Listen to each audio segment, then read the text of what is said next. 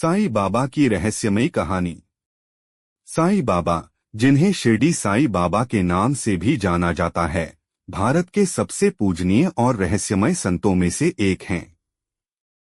उनके जीवन और चमत्कारों से जुड़ी अनेक कहानियां आज भी लोगों के दिलों में गहराई से बसती हैं।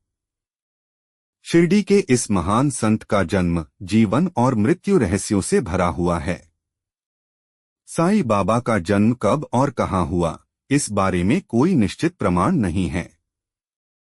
कुछ लोग मानते हैं कि वह एक ब्राह्मण परिवार में जन्मे थे, जबकि कुछ का कहना है कि उनका जन्म एक मुस्लिम परिवार में हुआ।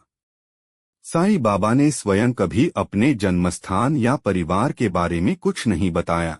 पहली बार वह शिरडी में किशोरावस्था में देखे गए, जब वे एक नीम के पेड़ के नीचे तपस्या कर रहे थे। साईं बाबा ने अपना जीवन बेहद साधारण तरीके से बिताया। उन्होंने धार्मिक भेदभाव के बिना सभी धर्मों के लोगों को अपने प्रेम और शिक्षा से प्रभावित किया। वे हमेशा एक ही संदेश देते थे, सबका मालिक एक है। उन्होंने लोगों को सत्य, प्रेम, करुणा और सेवा का मार्ग दिखाया। उनकी रहस्यमय शक्तियां उन्हें एक संत से कहीं अधिक बना देती थीं। कहा जाता है कि साईं बाबा के पास कई अलौकिक शक्तियां थीं। वे बीमारों को चंगा कर सकते थे, मुसीबतों को टाल सकते थे और लोगों की समस्याओं का समाधान कर सकते थे। उनकी दरबार में आने वाले लोगों की हर मनोकामना पूरी होती थी। एक बार की बात है, शिरडी के एक किसान का बैल खो गया था।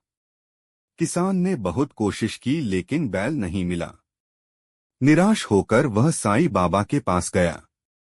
साईं बाबा ने मुस्कुराते हुए कहा, जाओ, तुम्हारा बैल तुम्हारे घर के बाहर खड़ा होगा। किसान जब घर पहुंचा तो देखा कि बैल सच में उसके घर के दरवाजे पर खड़ा है।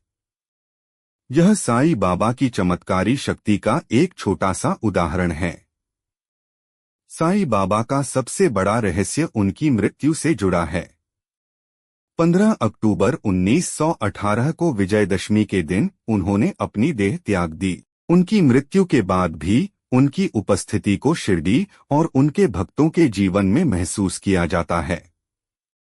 आज भी शिरडी में उनका समाधि मंदिर लाखों भक्तों के लिए आस्था का केंद्र है। साईं बाबा की यह रहस्यमयी कहानी हमें सिखाती है कि सच्चाई, दया और विश्वास के मार्ग पर चलकर जीवन को सार्थक बनाया जा सकता है। उनका जीवन इस बात का प्रतीक है कि एक सच्चा संत हमेशा धर्म, जाति और भाषा से ऊपर होता है।